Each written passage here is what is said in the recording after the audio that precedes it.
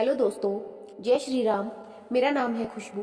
आज मैं आप सबको सोमवती अमावस्या की कथा सुनाऊंगी। अगर आप मेरे चैनल पर नए हैं तो प्लीज़ मेरे चैनल को सब्सक्राइब कर लें। सोमवती अमावस्या, सोमवार को आने वाली अमावस्या को सोमवती अमावस्या कहा जाता है। माना गया है कि सोमवती अमावस्या पर गंगा स्नान आदि करने से हमें पुण्य की प्राप्ति होती है। सोमवती अमावस्या की कथा। सोमवती अमावस्या अन्य अमावस्या से श्रेष्ठ मानी जाती है। एक साहूकार के 7 बेटे और 7 ही बहुओं के साथ एक बेटी भी थी। साहूकार के घर रोज एक जोगी आता था जिसे साहूकार की बहू भिक्षा देती थी। उस जोगी को जब साहूकार की बेटी भिक्षा देने लगी तो वह उससे भिक्षा नहीं लेता था और कहता कि तेरे भाग्य में सुहाग की जगह दुहाग लिखा है। लड़की को उस जोगी की यह बात बहुत बुरी लगती और एक दिन वह अपनी माँ से रोते रोते जोगी की बात बताती है। सारी बात सुनकर माँ कहती है कि कल जब जोगी आएगा तब मैं सुनती हूँ कि वह क्या कहता है और क्यों कहता है। अगले दिन फिर जोगी आता है तो साहूकारनी छिप कर बैठ जाती है और लड़की को भिक्षा देने भेजती है।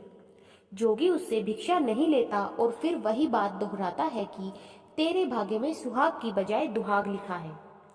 लड़की की माँ बाहर निकल कर आती है और जोगी से कहती है कि एक तो हम तुझे भिक्षा देते हैं और तू हमें गाली देता है। जोगी कहता है कि मैं गाली नहीं दे रहा हूँ, जो बात सच है वही कह रहा हूँ। इसके भाग्य में जो लिखा है मैं वही सच आपको बता रहा हूँ। सारी बातें सुनने पर लड़की की माँ कहती है कि जब तुझे सारी बात पता है तो इससे बचने का उपाय भी पता होगा, वह बता। जोगी कहता है कि 7 समंदर पार एक धोबन रहती है जिसका नाम सोना है। वह सोमवती अमावस्या का व्रत करती है। अगर वह आकर इसे फल दे दे तब ही इसका दुहाग टल सकता है, अन्यथा विवाह के समय सर्प काटने से इसके पति की मृत्यु हो जाएगी। सारी बात सुनकर माँ रोने लगी और सोना धोबिन की तलाश में निकल गई। चलते चलते रास्ते में तेज धूप पड़ रही थी जिससे बचने के लिए वह एक पीपल के वृक्ष के नीचे बैठ गई। उसी वृक्ष पर एक गरुड़ के बच्चे अपने घोंसले में थे।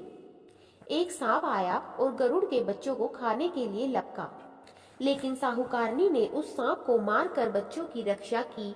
कुछ देर बाद गरुड़नी आई और सब जगह खून देखकर साहूकारनी को चोट से मारने लगी। साहूकारनी बोली कि एक तो मैंने तेरे बच्चों को सांप से बचाया और तू मुझे ही मार रही है। सारी बातें जानने पर गरुड़नी बोली कि तूने मेरे बच्चों की रक्षा की है, इसीलिए मांग जो चाहती है। साहूकारनी गरुड़नी से कहती है कि मुझे 7 समंदर पार सोना धोबिन के यहाँ छोड़ दो, और गरुड़नी ने वैसा ही किया। साहूकारनी वहां पहुंच तो गई, लेकिन सोचने लगी कि इसे कैसे मनाऊं। सोना धोबिन की भी 7 बहुएं थी, लेकिन घर के काम को करने के लिए सदा आपस में ही लड़ती झगड़ती रहती थी। रात को जब सब सो जाते तो साहूकारनी आती और चुपके से सारा काम कर उजाला होने से पहले चली भी जाती।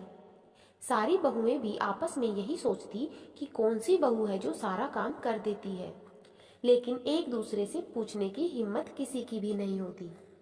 काम करने की बात सोना धोबिन ने भी देखी कि आजकल बहुएं लड़ती भी नहीं है और काम भी सारा हो जाता है।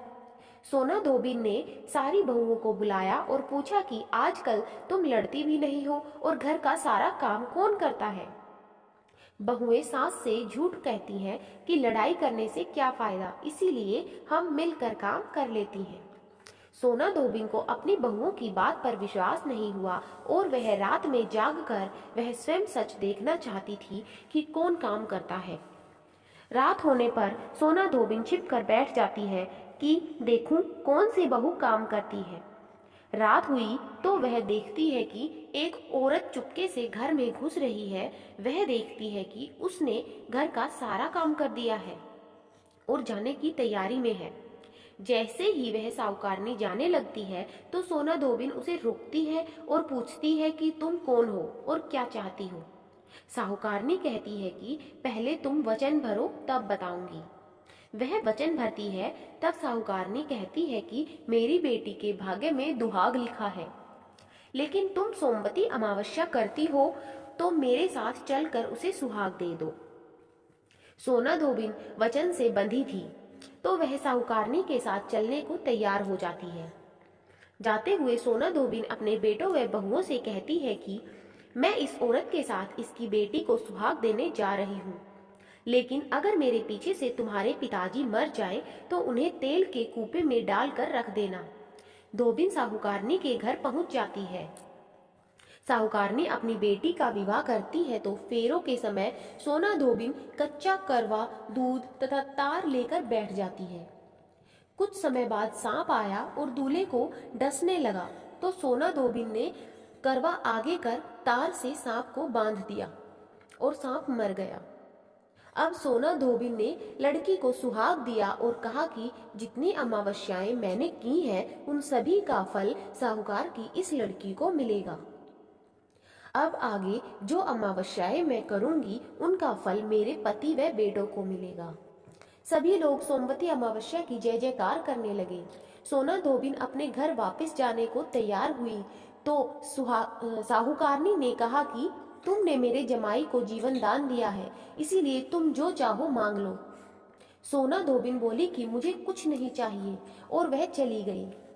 रास्ते में चलते हुए फिर से सोमवती अमावस्या आ गई और उसने पीपल के पेड़ के नीचे बैठकर कहानी कही, व्रत रखा और पीपल के पेड़ की 108 बार परिक्रमा की। पीपल के पेड़ की पूजा के बाद वह घर जाती है तो देखती है कि उसका पति मरा पड़ा है। अब रास्ते में जो सोमवती अमावस्या उसने की थी उसका फल अपने पति को दे दिया, जिसके प्रभाव से वह पुनः जीवित हो गया। सब कहने लगे कि तूने ऐसा क्या किया जो तेरा पति जिंदा हो गया। वह कहती है कि मैंने तो ऐसा कुछ नहीं किया है, बस रास्ते में सोमवती अमावस्या आ गई थी जिसका मैंने व्रत किया, कहानी कही और पीपल के वृक्ष की 108 बार परिक्रमा की। अब सारी नगरी में ढिंडोरा पिटवा दिया गया कि हर कोई सोमवती अमावस्या करेगा, पूजा करेगा, व्रत करेगा, कहानी कहेगा और पीपल के वृक्ष की 108 बार परिक्रमा भी करेगा। हे सोमवती अमावस्या, जैसा आपने साहूकार की बेटी का सुहाग दिया वैसे ही सबका देना। अगर कहानी अच्छी लगी तो प्लीज मेरी वीडियो को एक लाइक, एक शेयर देकर मुझे सपोर्ट करें और मेरे चैनल को सब्सक्राइब करना ना भूलें। बेल आइकन को जरूर दबाएं ताकि आगे इसी तरह की कथाएं सुनने वाली नोटिफिकेशन आपके पास सबसे पहले आए। धन्यवाद। हेलो दोस्तों।